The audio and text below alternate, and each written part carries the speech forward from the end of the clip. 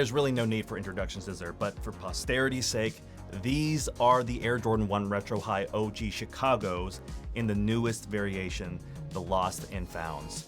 This is part of Jordan Brand's Reimagined series that started last year with the Patent 1 Breads. And next month, in March 2023, we'll be getting the reimagined white cement Jordan 3s, which is looking to go super hard based on everything that I'm seeing on social media. What is absolutely clear is that the reimagined efforts and the relicking of OG Jordans has had an overwhelmingly positive reception, and it speaks to the cultural significance and timeless beauty of these shoes.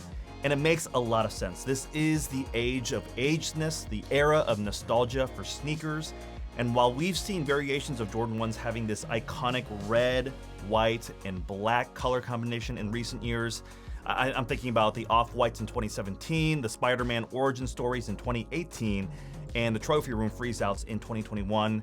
We have to go all the way back to 2015 as the last official retro where every detail is meticulously tailored as much as possible to the OG specs. And so, it's really been 7-8 years now since we've been waiting for a true successor to the throne, and it has finally arrived. These are it.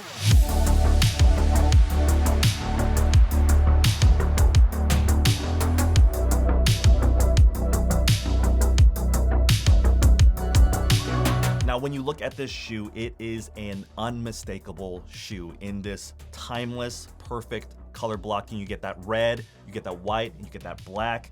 The red leather is really smooth in texture and has this robust feel to it. It's not too soft, it's not too firm.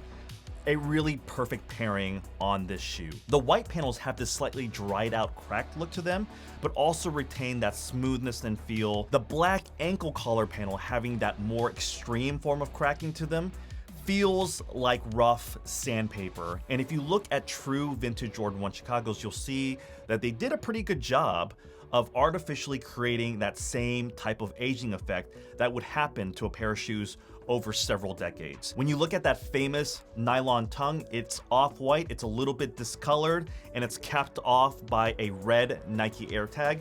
2 sets of laces come with the shoe, but for me, it's black laces all day. You get the black swoosh, which is one of my favorite parts of the Chicago 1. Black sock liner, white insole with red branding, sail midsole, which again adds to that aged look that the shoe is going for, and finally a beautiful, dingy, ashy red outsole. Talking about the construction, the thing that I noticed as I was handling the sneaker is that a lot of respect and reverence went into this shoe. Not only the materials, but how everything was constructed. The quality is there. I think a lot of love was shown to this shoe.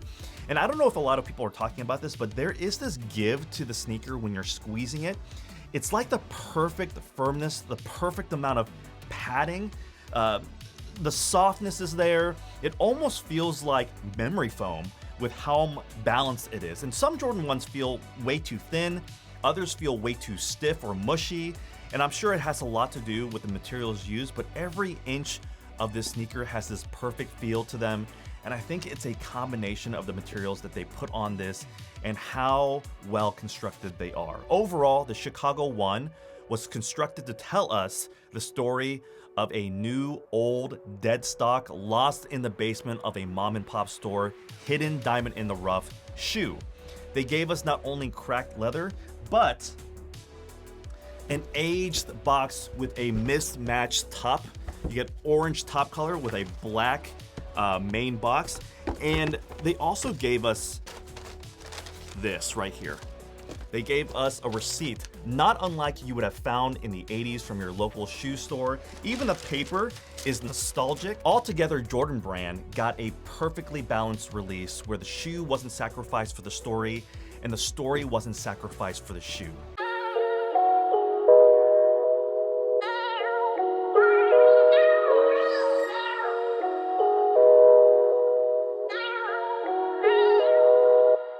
I mentioned in my Patent Bread 1 video that I think Jordan Brand found gold by introducing the Reimagined series.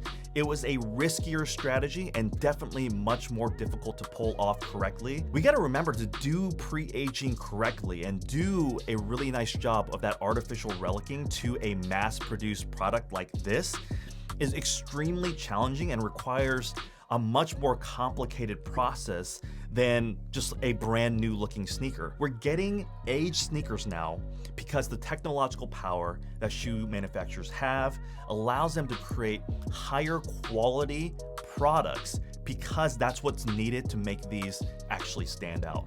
And that's why I give props to Jordan, taking the Chicago ones, using the best quality they can source, and then constructing it in such a beautiful way while incorporating cracked leather is a huge feat. Remember, cracked leather is something that needs to be treated, or maybe, I don't know, maybe in a couple years, it's just all gonna fall apart and maybe Jordan Brand didn't really think about that, but we'll see. But for now, when I feel them, when I have them in hand, they're really nice. And they, ultimately, they gave us a unique Chicago one. They didn't just give us a brand new pair that looks like the old one. We get a brand new type of Chicago one, which I think is really great for sneaker culture. I'm really just kind of glad that they took a risk and did something brand new because it makes sneaker culture more exciting and more interesting. Thanks so much for watching. Hit that thumbs up, subscribe to the channel if you're following the journey, and let me know what you think about these shoes in the comments below. Peace.